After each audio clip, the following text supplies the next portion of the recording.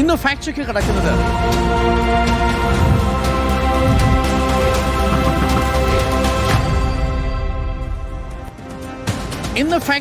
ചെയ്യുന്നത് റിപ്പോർട്ടർ ടിവിയുടെ പേരിൽ നടത്തിയ വ്യാജ പ്രചരണത്തിന്റെ വസ്തുതയിലേക്കാണ്.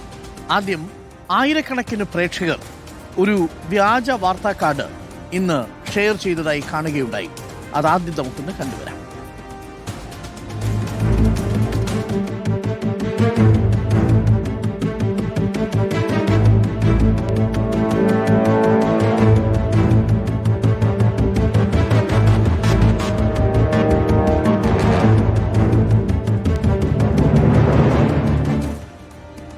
റിപ്പോർട്ടർ ടിവിയുടെ കാർഡ് എന്ന മട്ടിലാണ് ഈ വ്യാജ കാർഡ് ഒരു പറ്റം ആളുകൾ പ്രചരിപ്പിച്ചത്.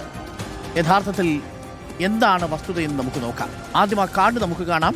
ഇതായിരുന്നു ആ കാർഡ്. രാജ്യത്തെ പ്രതിപക്ഷ നേതാക്കളിൽ ഏറ്റവും സമ്പന്നൻ പിണറായി വിജയനാണത്രേ.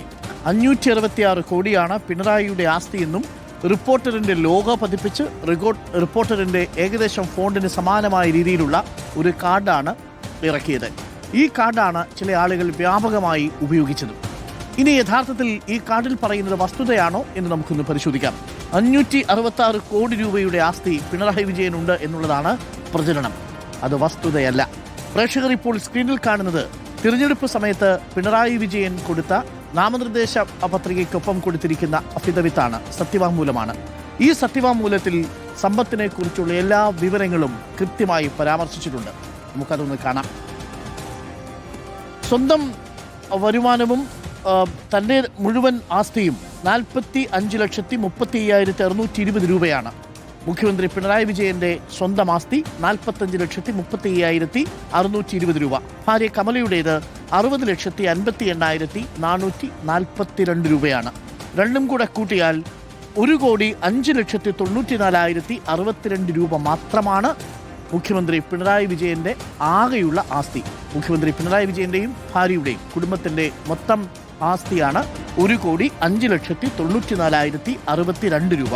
പിണറായി വിജയന് 45,35,620 രൂപയും ഭാര്യ കമലയ്ക്ക് 60,58,442 രൂപയുമുണ്ട്.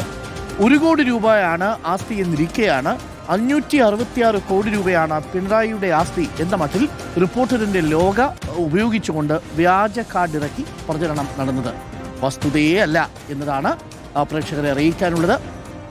ആകെ ആസ്തിയും ഇതും തമ്മിൽ വലിയ വ്യത്യാസമുണ്ട് എന്നുള്ളതാണ്. കുപ്രചരണങ്ങളിൽ വിശ്വസിക്കാതിരിക്കുക, ഫാക്സിൽ മാത്രം വിശ്വസിക്കുക. നിയമ നടപടി റിപ്പോർട്ടർ ടിവി സ്വീകരിക്കുന്നതാണ്.